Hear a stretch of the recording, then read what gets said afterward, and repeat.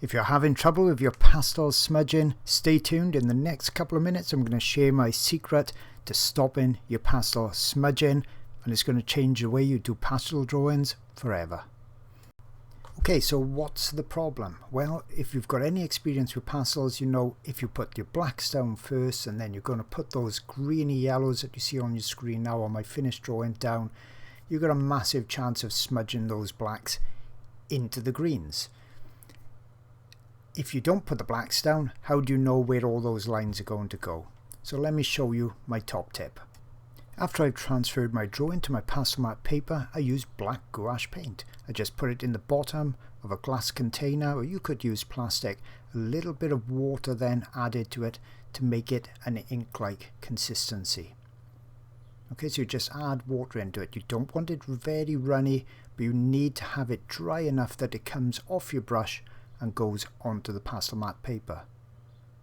So you see, just add in some water to it. Now the good thing with gouache is even if it dries in the jar, you can just add water to it and it'll re-liquefy.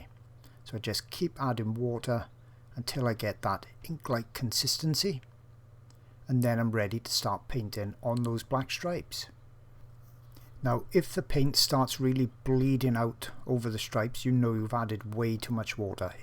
If the paint doesn't come off of the brush, and this is just your cheapest acrylic type of brush, nothing fancy needed, if the paint doesn't come off, then you need a little bit more water, and expect to have to keep adding water because it dries out quite fast.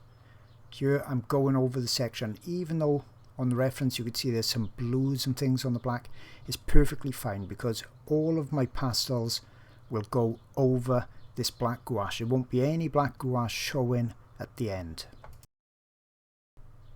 So once it's all dried and I just let it air dry, it's ready to start with the pastels. Now the gouache I use is Winsor & Newton Designer's Gouache, but you can use any brand. The only thing you don't want is an alkyd gouache. Well, you can use it, but that doesn't re-liquefy, okay? In a little glass jar, I don't wash that one out, I just re-add water to it and it'll be ready to use again. Okay, so it's as simple as that. But what it's given me now is an impression of where the blacks need to go. I know exactly where to put all the stripes, and I can use my pastels, go straight over the top without it smudging. Let me show you. So if I'd put those black stripes in with black pastel pencil, for instance, all of this would now be dirty and smudging, and obviously I wouldn't be able to put my hand over it either. But now, because it's black gouache, I can allow my pastels to go over the black, and I know that later on I can just re-establish those blacks and they'll be really vivid, sharp-edged, punchy colours with none of that smudging. So I hope you've enjoyed that tip. This is a lesson over on my Patreon art channel. I've got hundreds and hundreds of lessons on there as well. So if you want to take your pastels to the next level, if you're a beginner, complete beginner, never touched pastels before, or even advanced, I hope to see you there. And if you found this short lesson useful, remember I've got hundreds of videos on YouTube as well. Please remember to hit like and subscribe so you don't miss out on new content and you don't lose me forever. If you're struggling to draw animals or to improve your art, I can share with you the techniques I've learned over 25 years so you can avoid frustration and trial and error and start to enjoy drawing and creating straight away. Hi, my name is Jason Morgan. I'm a professional artist and I would love to be your guide on your unique art journey. I've fallen in love with pastels and I'm sure you will too. There's really no other medium that has the vibrancy and colour intensity and the ability to put light over dark. That's an absolute game changer for the animal artist.